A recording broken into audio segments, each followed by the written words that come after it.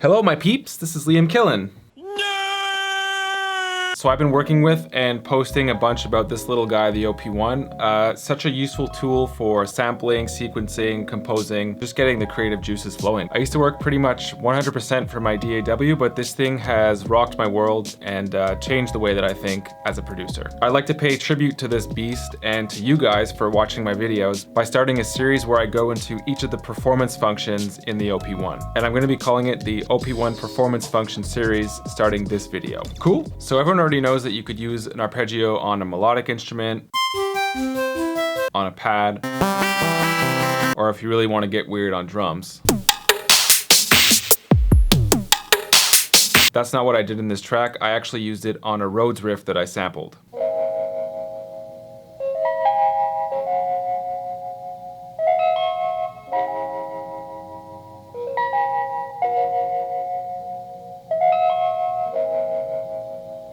Now that I got my sample recording, I could start chopping.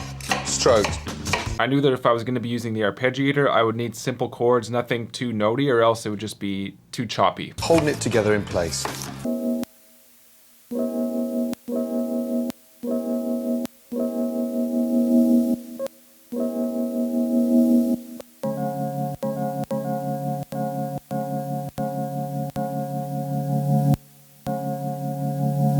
The next thing I did was I added the arpeggio.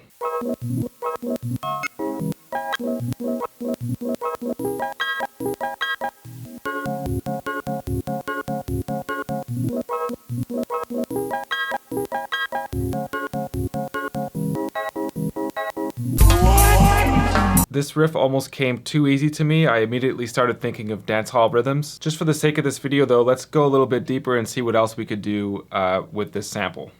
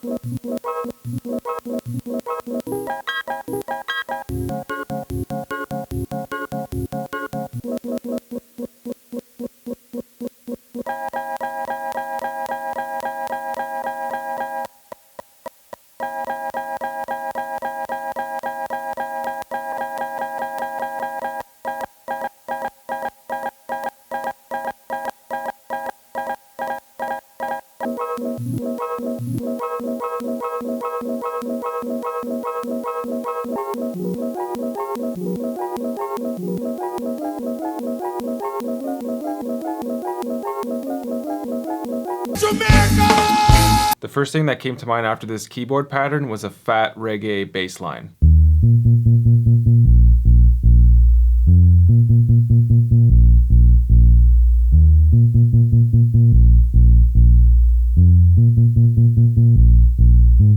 Let's hear both of those together.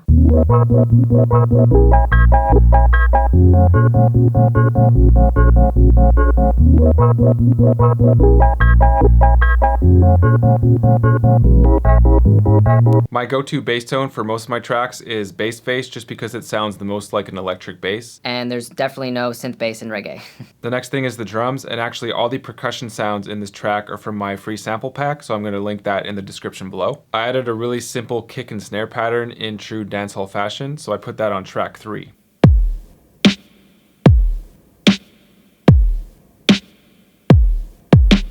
I added the hi-hats and higher pitched drums and percs on track 4.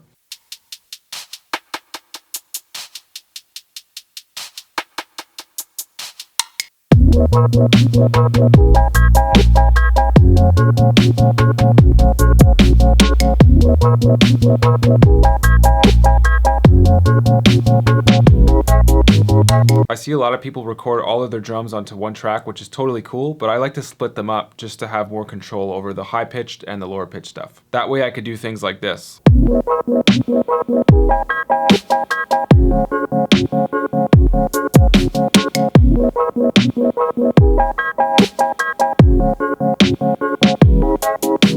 The last last thing I did is I went into the FM synth presets and chose the organized sound. For effects, I added nitro, and the tremolo effect was actually already set. So you have like a bit of wobble in the note. You can kind of hear how it goes. Wow, wow, wow, wow. Before I actually play it with the track, it's evident that it's very out of tune, which is typical of dub, old school reggae music. Oftentimes the lead line is very out of tune, or sometimes the bass is very sharp. I think it's kind of spicy. Some people find it a bit cringy, but I like it.